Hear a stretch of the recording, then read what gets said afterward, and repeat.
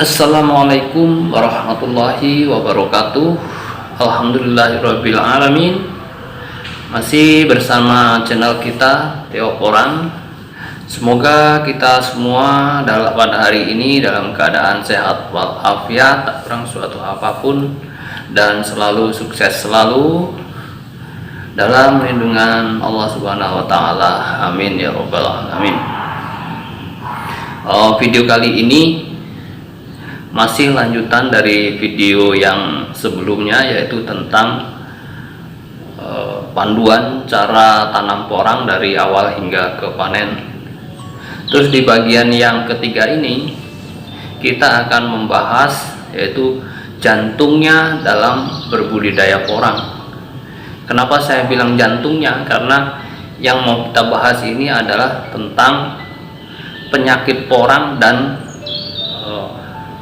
pemupukan porang. Jadi saya bilang itu jantungnya karena penyakit adalah hal yang bisa menggagalkan panen kita, kemudian pupuk adalah hal yang bisa menghasilkan dan mensukseskan kita. Makanya saya bilang ini adalah jantungnya dalam penanaman porang. Jadi yang mau kita bahas dalam video ini adalah yang pertama, merawat, mencegah dan mengobati penyakit porang. Kemudian untuk yang kedua adalah cara memilih pupuk, pupuk yang tepat di fase-fase vegetatif, yaitu fase pertumbuhan, dan fase generatif, yaitu di fase-fase pembungaan dan pembuahan. Nah, jadi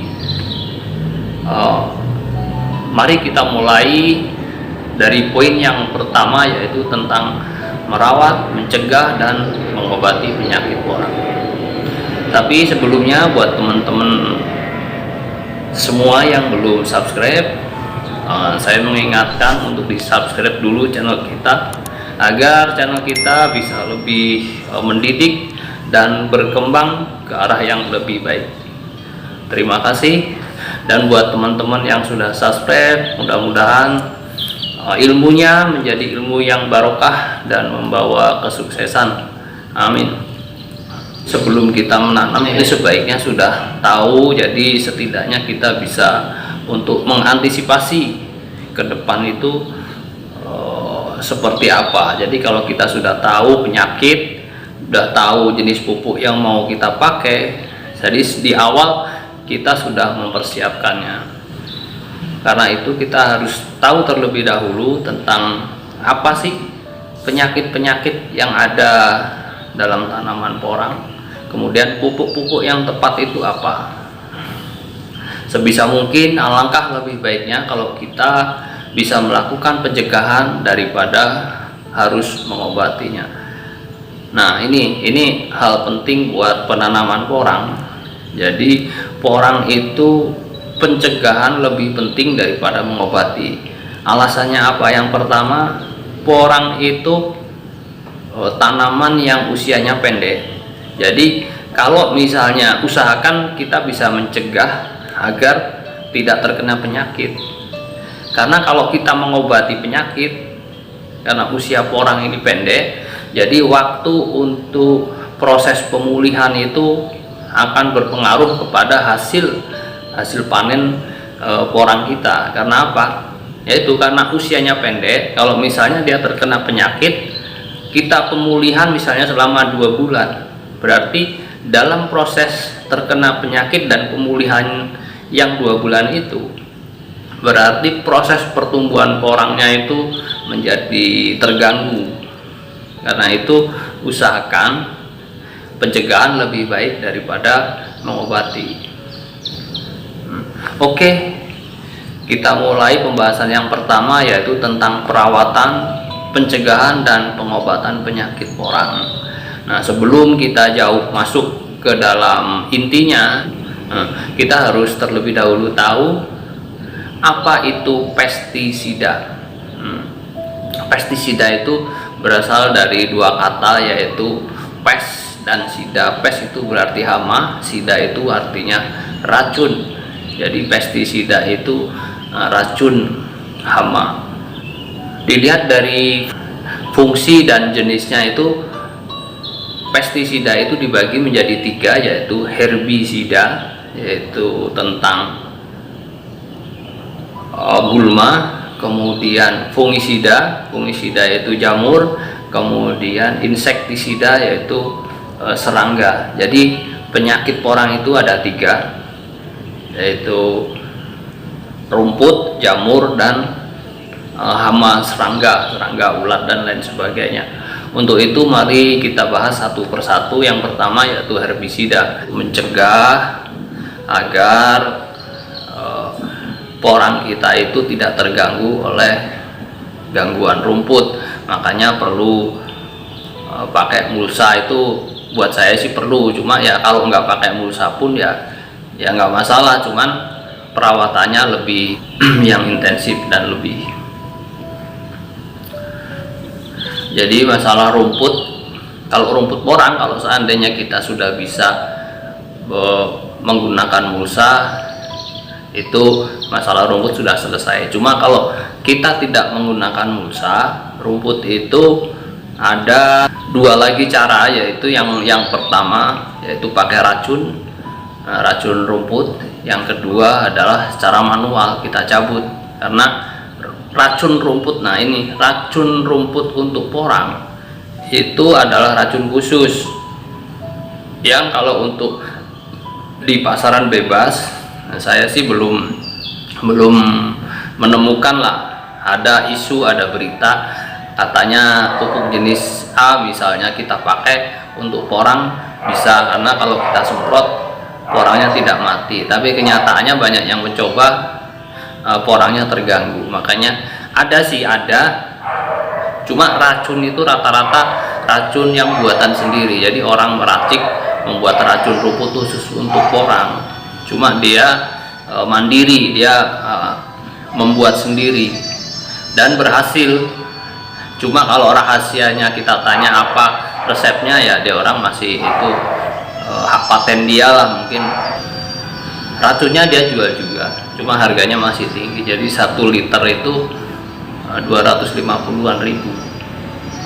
Jadi kalau harga racun rumputnya masih tinggi, jadi kalau kita bandingkan dengan kalau kita cabut dengan manual masih sama, ya orang masih memilih untuk manual atau mau beli racun itu karena anggarannya sama, itu ya bukan pilihan. Cuma kalau anggarannya mungkin racun rumputnya agak ya serupa dengan racun rumput yang dijual bebas di pasaran misalnya, nah orang akan beli racun itu walaupun mereka buat sendiri. Mungkin kita nggak tahu lah, mungkin bahannya itu mahal mungkin, jadi sehingganya harganya menjadi lebih mahal. Jadi itu cara penanggulangan pencegahan rumput ada 3, yaitu pakai mulsa, terus yang kedua bisa pakai racun khusus. Jangan racun sembarangan, karena kalau porang pakai racun yang sembarangan, racun rumput biasa, itu porangnya bisa mati, ya nggak tahan. Kemudian yang ketiga tadi manual, dengan pakai ya mungkin pakai 10 jari lah manual. Jadi kalau pembahasan rumput itu nggak terlalu banyak, jadi ya, hanya itu. Cuma sekarang kita lanjut ke pembahasan yang selanjutnya adalah tentang jenis penyakit porang yang kedua, yaitu fungisida atau jamur. Nah ini jamur yang terjadi atau yang biasa menyerang tanaman porang itu rata-rata jamur yang berada di pangkal batang dan di akar, rata-rata di situ. Kalau untuk yang penyakit di atas itu nggak ada jamur jarang lah, mungkin jarang ditemui. Paling ada kutu putih itu pun jarang. Yang banyak itu busuk akar dan jamur di batang. Karena itu pencegahan, untuk pencegahannya kita bisa sebelum tanam itu sebenarnya kita bisa menggunakan yang namanya agen hayati. Agen hayati itu ada macam-macam jenis ya. Cuma itu bisa menggunakan trichoderma grenayati itu atau glio. Nah, itu bisa kita aplikasikan di saat kita tanam. Itu bisa dicampur dengan pupuk dasar juga bisa. Jadi ini sifatnya untuk pencegahan. Cuma kalau untuk pengobatan,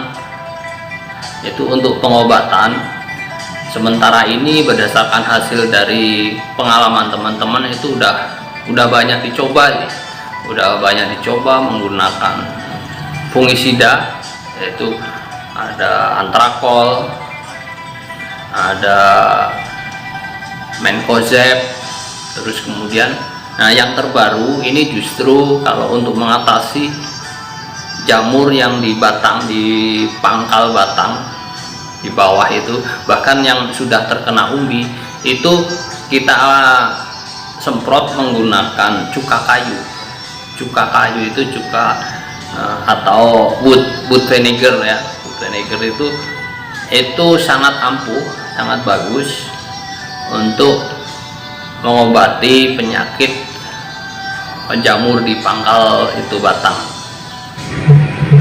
Ini setelah saya aplikasikan kemarin pagi, ini yang terjadi sekarang kayak gini, dia kering,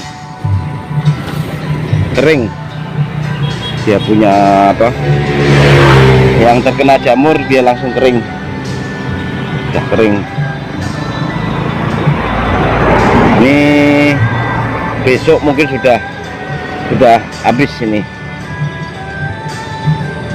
Kemarin ini busuk banyak, alhamdulillah setelah saya aplikasikan kering semua. Ini memakai cuka kayu. Nah ini murni cuka kayu murni ya kawan-kawan, cuka kayu murni. Hasilnya kemarin. Jadi tapi ini cara aplikasinya itu murni ya, nggak dicampur air. Jadi maksudnya cuka kayu yang masih asli itu kita semprotkan.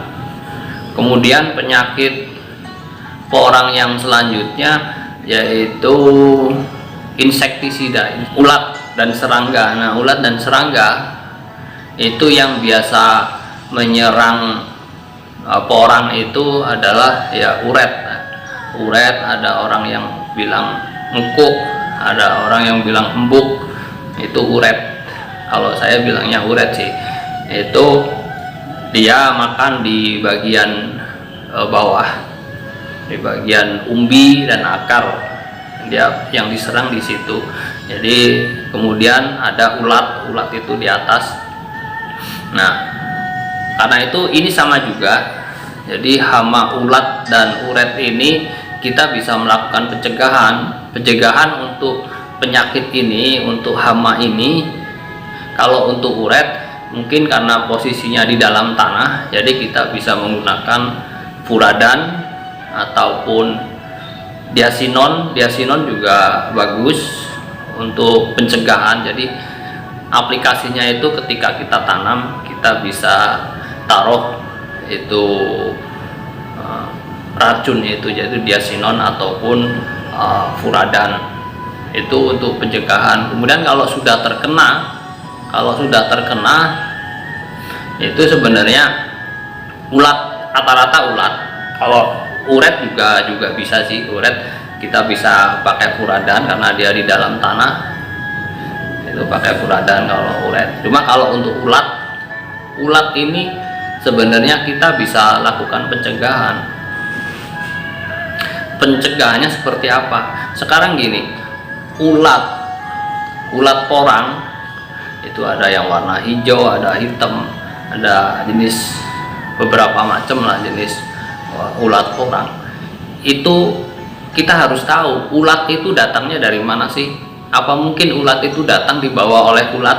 Nggak mungkin kan. Jadi ulat itu kadang di tempat yang baru, misalnya kita ada suatu lahan baru yang sebelumnya di situ nggak ada ulat itu, kemudian setelah kita tanam tiba-tiba muncul ulat itu. Jadi kita kan harus tahu dari mana asal usul ulat itu. asal usul ulat itu asalnya dibawa oleh serangga lain ke tempat kita itu. Jadi bukan tiba-tiba ada di situ kemudian dia berkembang biak di situ, itu enggak juga, berarti dia asalnya dari tempat lain yang dibawa oleh serangga lain. Karena itu untuk pencegahan usahakan kita mengurangi yang kira-kira tempat berbiaknya serangga. Jadi ulat itu mungkin dibawa oleh serangga lain, mungkin ada dia membawa telur ulat itu dibawa oleh serangga, kemudian dia diam di situ, akhirnya dia nitip telur di situ, akhirnya menetas jadi ulat. Nah, karena di situ yang ada cuman porang misalnya, ya akhirnya makannya porang. Padahal sebelum ada porang dia juga makan sebelum ada porang. Kenapa setelah ada porang dia tinggal di porang jadi ulat porang? Padahal namanya bukan ulat porang, karena dia tinggal di porang jadi ulat porang. Jadi itu adalah sebagian dari penyakit-penyakit yang saya ketahui lah. Mungkin sebenarnya gini ya, kadang apa yang ada di pikiran saya, apa yang saya ketahui itu kadang tidak bisa saya sampaikan seluruhnya, mungkin ada yang tertinggal atau saya lupa. Oke, kita ke pembahasan tentang cara pemupukan yang tepat di fase pertumbuhan dan fase pembuahan. Dengan begitu banyaknya jenis pupuk yang beredar dengan beraneka komposisinya, itu bagi petani yang belum biasa bertani, terutama buat petani pemula, itu mungkin agak bingung untuk membeli pupuk buat tanamannya. Makanya karena itu sebelum itu kita harus tahu dulu kebutuhan tanaman porang, juga jenis pupuk yang dibutuhkan oleh porang. Karena itu kita sebelumnya harus tahu unsur hara apa yang dibutuhkan oleh tanaman kita. Unsur hara makro itu ada 6 jenis, yaitu nitrogen, fosfor, kalium, sulfur, terus kalsium dan magnesium. Jadi itu kebutuhan tanaman. Cuma dari 6 jenis unsur hara makro ini kita bagi menjadi 2 kelompok, yaitu yang pertama adalah unsur hara makro primer, yang kedua adalah unsur hara makro sekunder. Jadi kalau untuk kebutuhan namanya aja primer, berarti yang dibutuhkan wajib oleh tanaman porang itu adalah unsur hara makro primer, yaitu terdiri dari nitrogen, fosfor atau fosfat ya, terus kalium. Nah, ini yang dibutuhkan wajib oleh porang. Kalau disingkat itu ya NPK lah, pupuk NPK.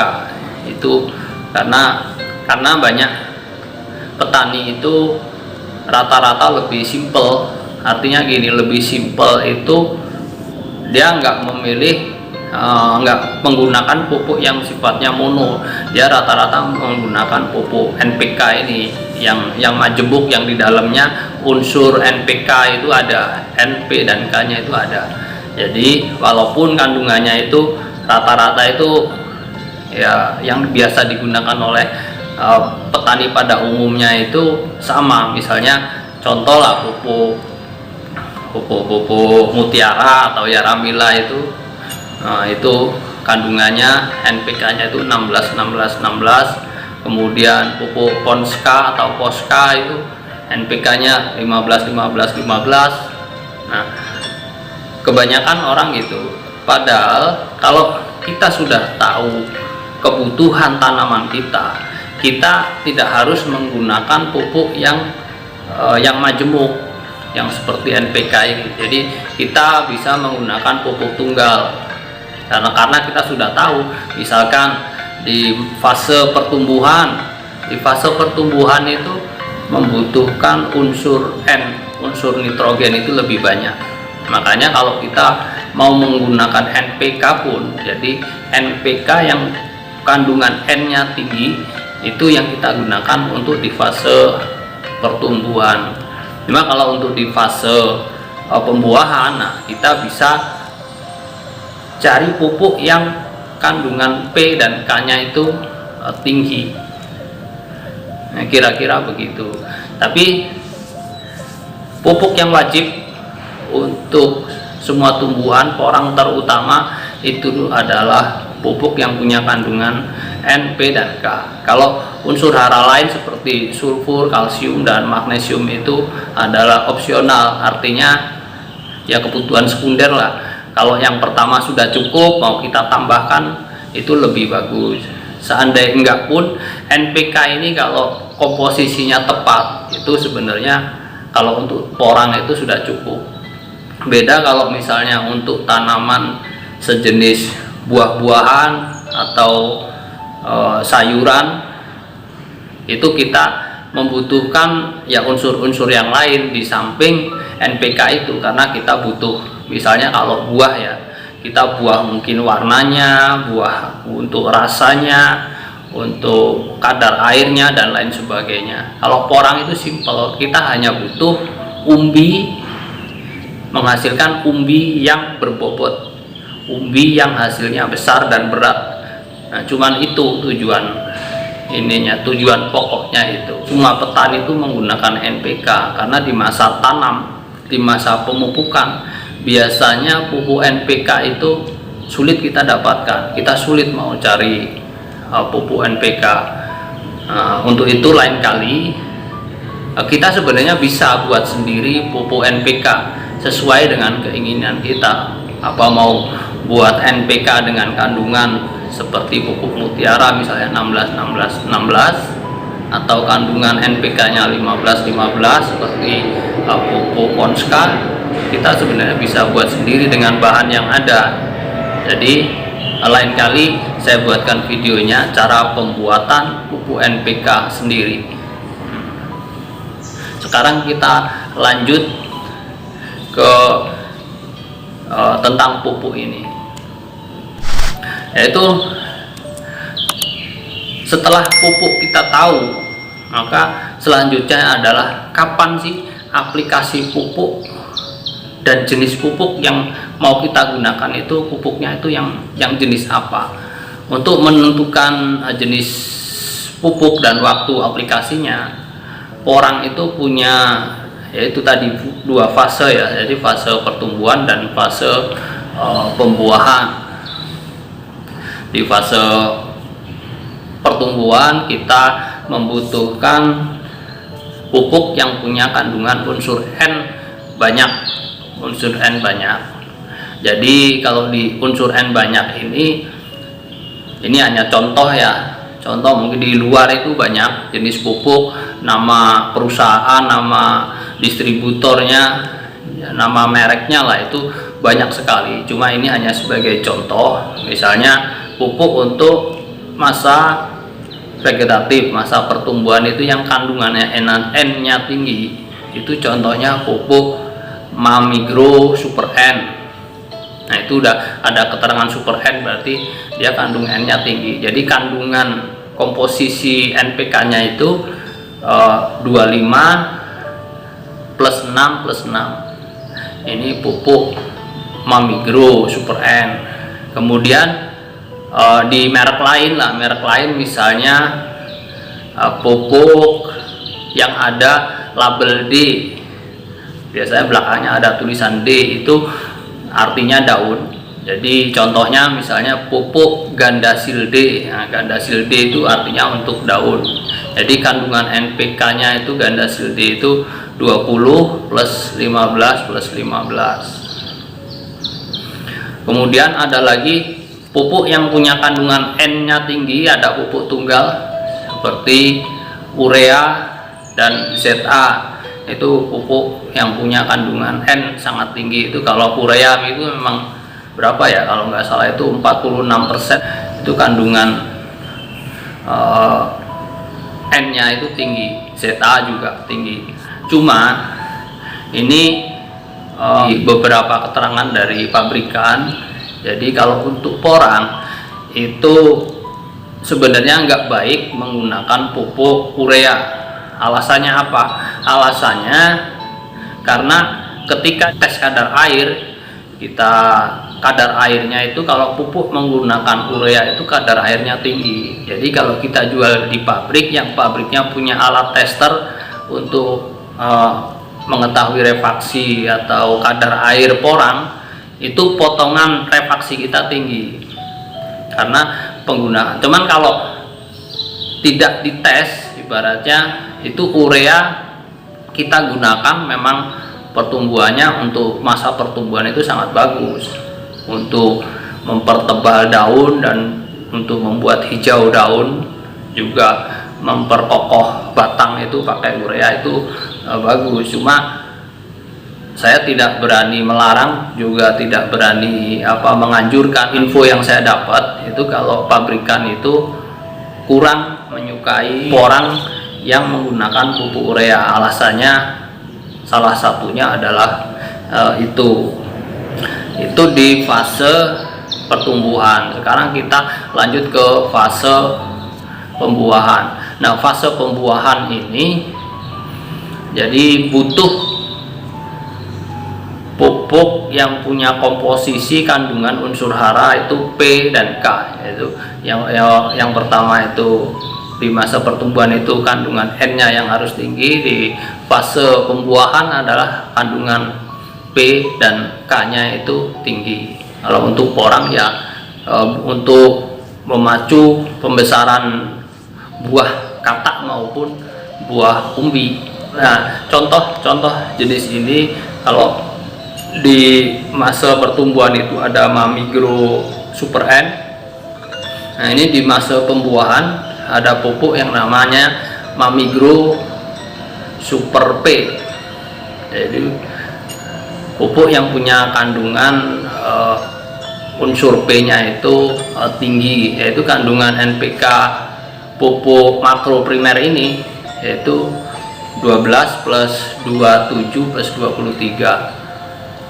Nah, jadi kalau di produk lain, misalnya tadi di masa pertumbuhan ada pupuk gandasil D, di masa pembuahan ini ada pupuk yang namanya pupuk gandasil B, yang bermaksud itu adalah untuk bunga dan buah. Kemudian kalau saya, sebenarnya ini hanya contoh ya, jadi jenis pupuk yang lain itu banyak. Itu kalau saya itu di fase generatif ini saya menggunakan kombinasi, jadi pupuk KNO 3 putih dan pupuk MKP. MKP itu mono kalium fosfat ya. Jadi kandungan MKP itu, M itu mono, K sama P nya itu tinggi. Jadi yang dibutuhkan untuk porang yaitu P dan K nya itu dia tinggi, yaitu kandungan K nya itu 34% dan kandungan P nya itu 52%. Itu pupuk MKP. Kemudian kalau KNO 3 putih itu kandungan K nya itu 45%, kemudian di situ ada kandungan N nya itu 13%, jadi masih ada N nya. Jadi kita kombinasikan menjadi ya ada NPK, cuma N nya sangat rendah. Ini untuk fase pembuahan. Jadi saya rasa itu gambaran bahwa pupuk yang kita gunakan itu bisa tepat guna. Tepat guna artinya ya kita nggak mubazir. Jadi pupuk yang kita gunakan itu memang tepat. Nah, kemudian kalau cara pemupukan itu, kalau ini semuanya kalau petani sudah tahu lah. Cara pemupukan itu kita ada 3, yaitu yang pertama kita tabur dengan jarak dari batang kira-kira ya 7 cm. Terus kemudian kita kocor artinya pupuk kita larutkan di air dengan perbandingan tertentu, kemudian airnya kita kocorkan di pangkal batang, itu dikocor, kemudian cara yang ketiga adalah dengan cara di spray atau disemprot di daun, batang, dan lingkaran batang di situ lah. Itu kalau caranya. Cuma masing-masing cara ini ada kelebihan, ada kekurangan. Cuma yang pertama misalnya ditabur. Cuma kalau ditabur ini, kalau misalnya kita sebaiknya harus ditugal, harus ditajuk, kemudian dimasukkan ke dalam, terus ditimbun tanah kembali untuk menghindari penguapan. Kalau misalnya ada hujan, dia terbawa aliran air, sebaiknya itu kalau mau ditabur. Cuma kalau dikocor itu nggak bermasalah. Kalau dikocor nggak bermasalah, ataupun disemprot juga nggak bermasalah. Hanya saja masalah efektivitas itu sebenarnya lebih efektif kalau dikocor atau disemprot daripada harus ditabur. Itu kalau untuk efektivitas. Ibaratnya gini, kalau kita semprot itu makannya sedikit, cuma sering. Jadi kalau kita semprot misalnya atau dikocor, bisa seminggu sekali kita kasih, kita aplikasikan, karena itu dia kan makannya ibaratnya sedikit-sedikit tapi sering. Kalau kita tabur, kita sekali kasih makan banyak, cuma kita hemat di tenaga kerja, kita hemat. Kita sekali taruh mungkin 1 atau 2 bulan ke depan kita baru pupuk lagi, jadi tenaganya hemat. Cuma pupuknya kalau misalnya sering hujan itu banyak yang terbawa air, terbawa arus. Jadi misalnya kita pupuk 1 itu jumlahnya ada 10 gram, mungkin yang terserap ke tanaman tidak sebegitu banyak, mungkin ada yang sebagian yang terbuang. Itu efektivitas. Jadi itu sebenarnya bukan problem besar, tapi oke lah, tergantung kita mau pilih cara yang mana. Semuanya ada nilai lebih dan kurangnya. Kemudian waktu pemupukan porang itu mungkin kita beda dengan tanaman lain ya. Kalau porang itu begini, porang itu tunasnya bisa tumbuh bisa sampai 4 kali. Jadi tunas pertama, tunas kedua, 3, dan keempat. Ada yang sampai ketiga, ada yang cuma 2 kali. Itu masing-masing tergantung dari bibit awal yang kita tanam itu berpengaruh kepada tumbuhnya tunas. Karena itu cara pemupukan itu kalau menurut saya begini. Jadi di masa awal, di masa pertumbuhan awal, kalau pupuk dasar kita dan olah tanah kita sudah sesuai SOP ya, sesuai standar, sudah bagus. Jadi pupuk lanjutannya untuk pupuk di fase vegetatifnya itu relatif ringan, karena biasanya kalau pupuk kohenya, pupuk dasarnya, pupuk komposnya sudah bagus, dia pertumbuhan awal porang itu bagus. Nah itu kunci. Nah sekarang mumpung saya ingat, saya bahas sekalian kunci porang itu di pertumbuhan awal. Jadi artinya begini, setiap tanaman musiman yang punya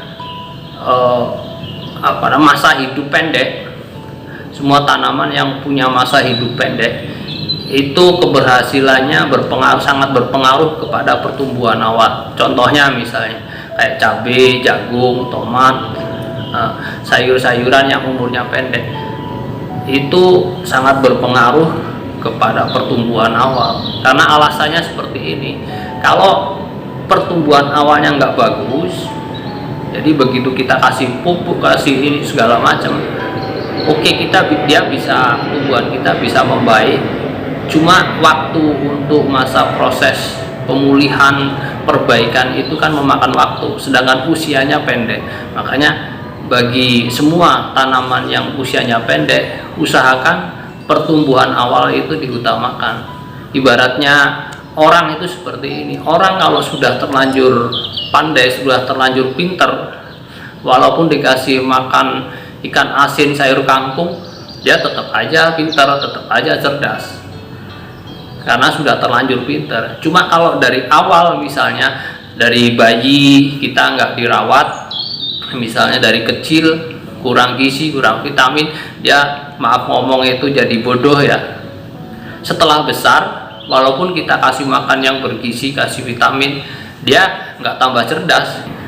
Jadi waktu pemupukan porang itu kita hitung, kita lihat berdasarkan dari pertumbuhan porang. Jadi pemupukan yang pertama, misalnya di pemupukan pertama, kalau olah tanahnya sudah bagus, dia tumbuh setelah daun mekar.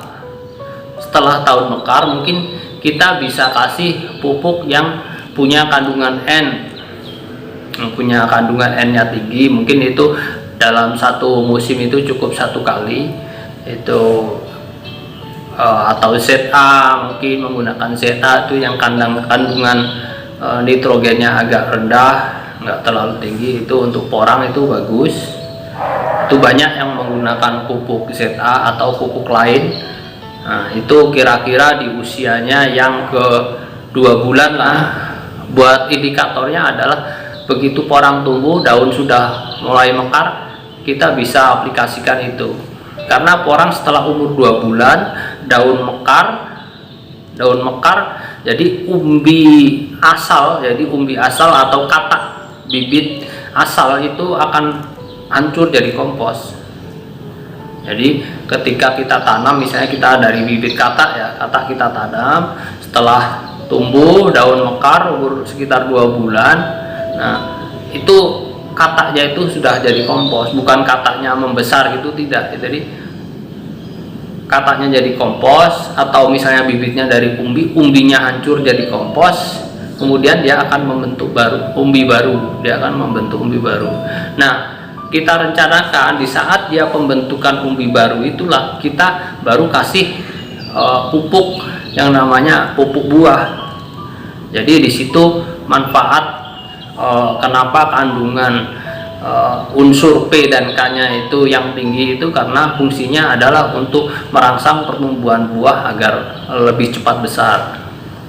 Nah, di situ makanya di saat itulah kita menggunakan pupuk buah. Kemudian, nah pupuk buah ini sebaiknya itu tidak cuma sekali, karena setelah porang kita tumbuh, tunas pertama mungkin kita, kalau dari bibit katak terutama itu, kalau tunas pertama itu kita ibaratnya nggak boleh harap lah. Kadang-kadang dari bibit katak itu tunas pertama, kadang kataknya pun kita nggak bisa dapat. Dia tumbuh kecil, kemudian paling ada 1, udah itu dorman. Nah, tunas kedua ini agak biasanya tunas lebih besar. Tunas kedua ini lebih besar. Nah, setelah tunas kedua ini tumbuh, nah daun sudah mau mulai mekar. Nah, di situ kita baru tambahkan lagi pupuk buah kembali. Jadi sistem pemupukannya nggak cuma sekali, jadi bisa 2 kali, atau bahkan kalau memungkinkan itu, kalau tunasnya kebetulan bisa sampai 4 kali, itu mungkin bisa sampai 3 kali. Cuma ya rata-rata cukup 2 kali aja sudah cukup lah. Jadi pemupukan porang dilakukan di saat tunas sudah ada, baru kita kasih makan lah ibaratnya. Nah, tunas berikutnya ada lagi, kita kasih lagi pupuk buah. Jadi bisa 2 kali. Jadi mudah-mudahan pembahasan kita kali ini bisa membawa manfaat, terutama buat para pemula yang masih belum paham ataupun masih bingung mau memupuk jenis apa pupuk untuk porang. Jadi kalau mereknya itu boleh macam-macam, cuma kita harus tahu kandungan yang ada di pupuk yang mau kita pakai itu apa. Jadi agar efektivitas pupuk itu bisa bermanfaat oleh tanaman porang kita. Nah, buat teman-teman semua yang sudah menonton video ini, saya doakan semoga ilmu ataupun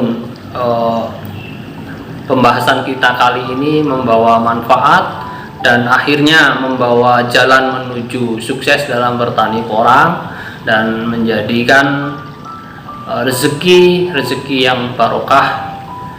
Amin ya robbal alamin. Wassalamualaikum warahmatullahi wabarakatuh. Amin. I give you my heart.